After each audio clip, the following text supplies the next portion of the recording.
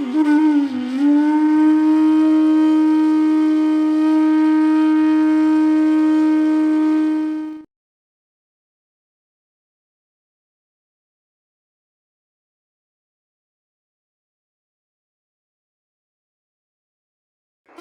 દી અમે કોઈ વૈષ્ણવ ભેગા ગયા હતા, 14-15. મને શું કામ લઈ જાય વેકેશનમાં? કે ગમે ત્યાં ટ્રેનમાંથી ઉતરી જાવ, કોઈને કાંઈ જોઈતું હોય તો લઈ આવી દઉં. વ્રજમાં એમ કે જ્યાં દૂધ લઈ આવ ઠાકોરજીને ધરવાનું. હા, ટોકરી લઈ આવ. આપણે ધક્કા ખાવા ગવે.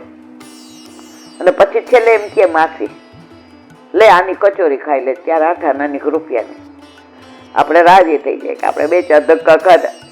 એ અત્યારે આપણને ફલિત થયું એ વ્રજમાં. તો ત્યારે અમે આટલા બધા દંડવતી સિલાઈ જોયા છે, મુખારવિંદે એવું જોયું છે. શ્યામ ઢાકમાં તો શ્યામ ઢાકમાં છાક મનોરથ બધાએ કર્યો. એટલે ઘરેથી બધું લઈ ઠાકોરજી પધરાવીને એ 8-10 વૈષ્ણવ બધા બે હાલો. એટલે ત્યારે ઘોડાગાડી હતી.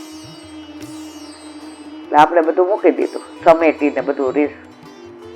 ત્યાં આવ્યા એટલે દૂના ને પાન.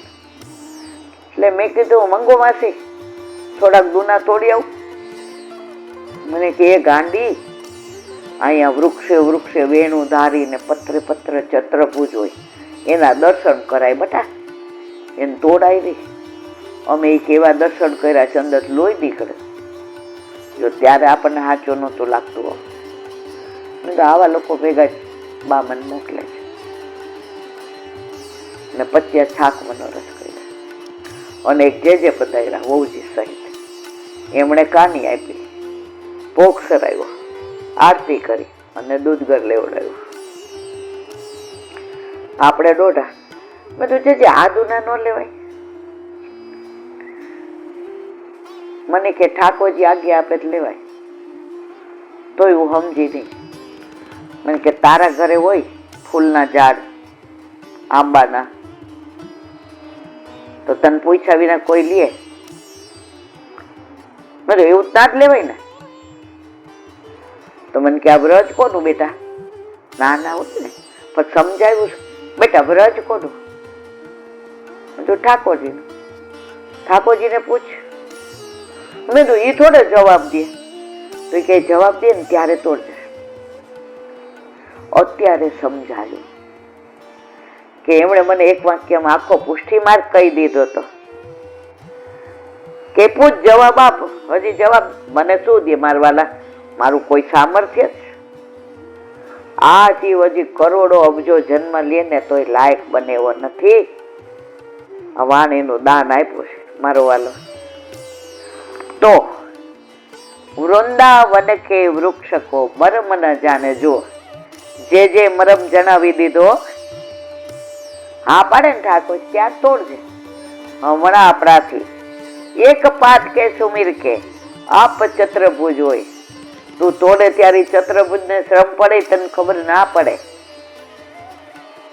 બધા ઘણા વૈષ્ણવને ને વલ્લભપુરને એમાં ચત્રભુજ ના દર્શન થાય છે.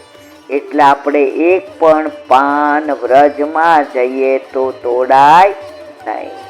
ગુજરાતી ફલાત્મક ભક્તિ તો આ મુક્તિ કરતા જુદા જ પ્રકારની. મુક્તિ વાળાના ભક્તિ સમજાય નહીં. ઓલા પ્રભુદાસ ચલોટા દાન એકાદશીએ વલ્લભ કે દહીં લઈ આવજા ગોરસ. પ્રભુદાસ રસ્તા પેલી ગોવાલણ મળે. શું ભાવ? એવો ભાવ પૂછ કરે છે. મુક્તિ દેવાના કે લે તાર મુક્તિ જોતી હોય મુક્તિ આપો. હે મુક્તિ આપીશ? હા લખી દે. ઘણા એમ થાય ત્યારે ખડીયો પેન હતી ના, મોરપીસ પડ્યું હતું ને તો ગોરસ હતું ને એમાં બળી લખી દીધું જાત અને મુક્તિ આપી. લઈ આવ્યા. વલ્લભ કે આજનો તો ગોરસ ન ભૂતો ન ભવ્ય. પ્રભુ બહુ પ્રેમથી આરોગ્ય. શું ભાવે લાવ્યો? મોંઘું પડી મોંઘું. કેમ? મુક્તિ દીધી. ઈ કે અરે ગાંડા, આટલું સરસ ગોરસ આપ્યું ગોવર તો ભક્તિ દેવી હતી ને. એને ભક્તિ માંગી હોત તો ભક્તિ દે, એને માગ્યું શું? મુક્તિ. તો ફલાત્મક ભક્તિ તો આ મુક્તિ કરતા જુદા જ પ્રકારની છે. તે એ છે પ્રભુ પોતે ભક્તના હૃદયમાં સ્થિતિ કરી રહે. વળી જેટલી લીલા કૃતિઓ તે બધી સદૈવ ભક્તના હૃદયમાં બિરાજી કરે અને જીવનું પૂર્વરૂપ હંમેશ માટે કાયમ રહે. હૃદયમાં ઠાકોરજી. કાલે આપણે નારદજીનું સુબોધિનીજી વાંચ્યું કે એમના હૃદયમાં પ્રભુ પ્રગટ થઈ પછી તિરોહિત થઈ ગયા. તો ઘણા એવા વૈષ્ણવ છે જેના હૃદયમાં ઠાકોરજી બધી લીલાના દર્શન કરાવતા હોય. એની એવી ફલાત્મક ભક્તિ હોય. આ ફલાત્મક ભક્તિ આપણે તો હજી તનુજા વિત્તજા સુધી નથી પહોંચ્યા. ઠાકોરજીની સેવામાં હોઈએ, તન હોય છે, મન નથી હોતું. મન ચક્રાવે ચલેલું હોય છે. મનને હજી મંજીભાઈમાં રસ છે. પૈસા, સ્ટેટસ, માન, મર્તબો. એ જ્યારે મોહનમાં લાગી જાય. ઘણા એવા વૈષ્ણવ જે સંસારમાં રહેવા છતાંય જેમ કમળ કાદવમાં ઉગે પણ કાદવનો કમળને સ્પર્શ નથી થતો, એમ ઘણાય ભગવતી એવા જે સંસારમાં રહેવા છતાંય એને સંસાર અડતો નથી. એની ભક્તિ ફલાત્મક છે. એના હૃદયમાં બિરાજી ઠાકોરજી એને બધી લીલાનો અનુભવ કરાવે છે. બોલો વલ્લભ.